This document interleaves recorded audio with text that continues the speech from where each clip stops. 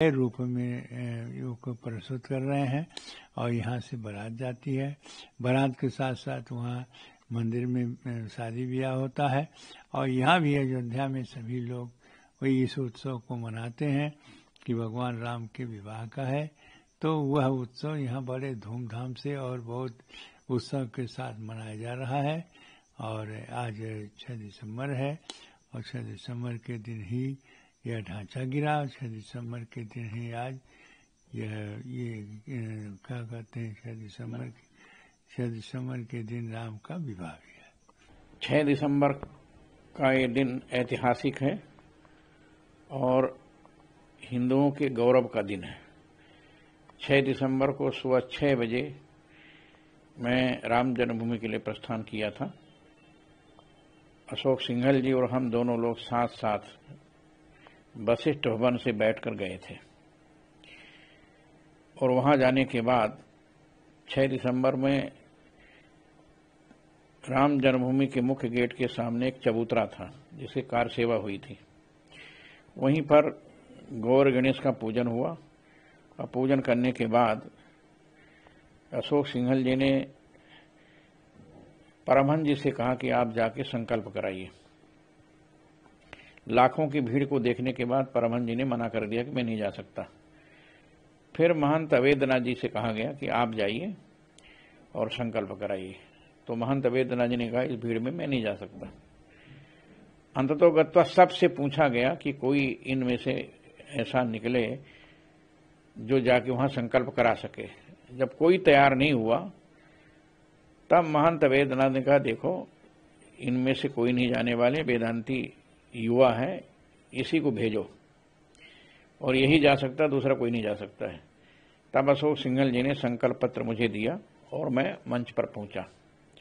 और मंच पर क्या पहुंचा, मंच में पहुंचने से पहले ही अटैक हो चुका था।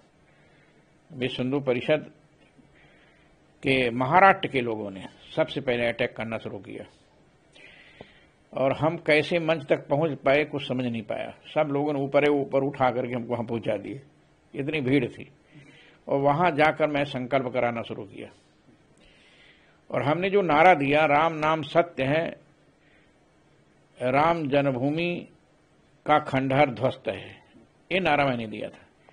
हमने गवाही में भी कभी बाबरी मस्जिद का नाम नहीं लिया, क्योंकि राम जन्मभूमि पर जो 14 कसौटी के खंभे बचे थे, बाबर ने 84 कसौटी के खंभे पर मंदिर का निर्माण कराया था। अरे विक्रमादित्य ने 84 कसौटी के खंभे पर मंदिर का निर्माण कराया था, जिसको बाबर ने सब खंभे तो तोड़ दिया, लेकिन 14 कसौटी खंभे बचे थे,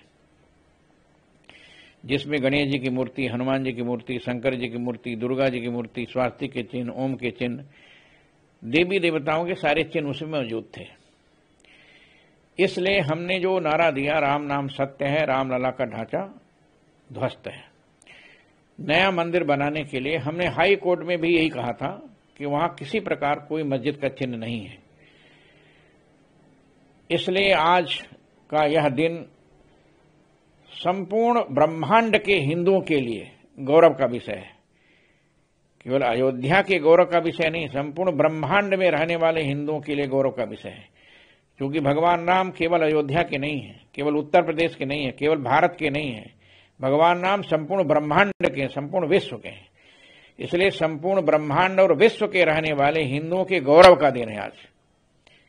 इसलिए हम अपने को सौभाग्यशाली मानते हैं कि हमने रामलला के उस खंडहर को तोड़वा कर भव्य रामलला मंदिर बनाने का मार्ग प्रशस्त किया।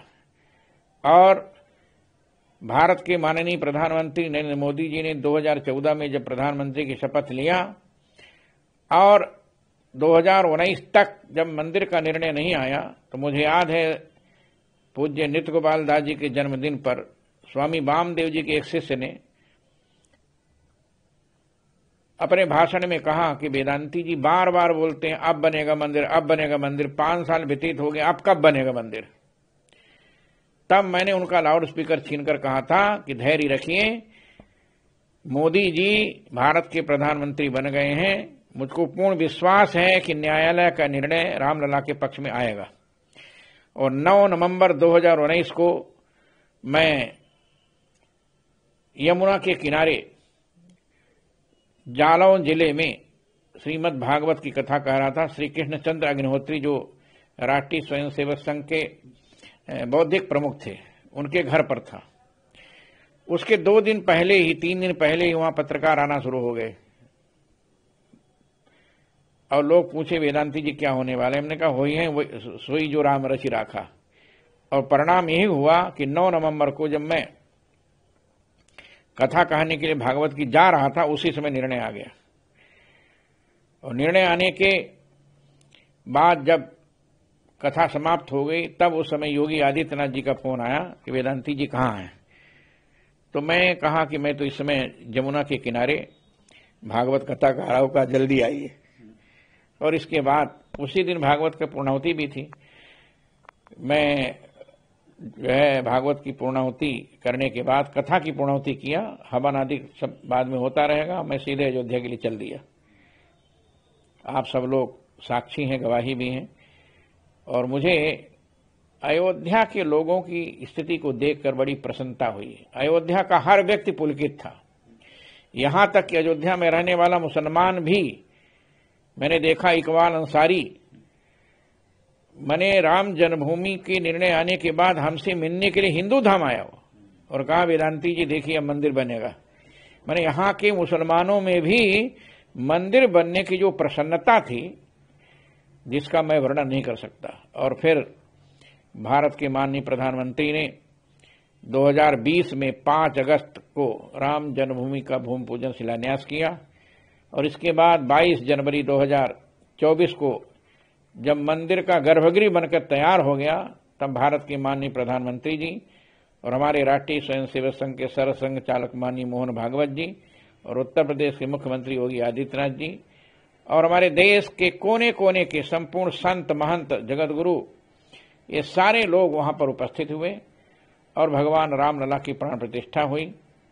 आज 6 दिसंबर के उस सौभाग्यशाली दिन का मुझे स्मरण हो रहा है, राम कथा मंच का, जब मैं मंच का संचालन कर रहा था और लाखों लोग अपनी आहुति देने के लिए आए थे।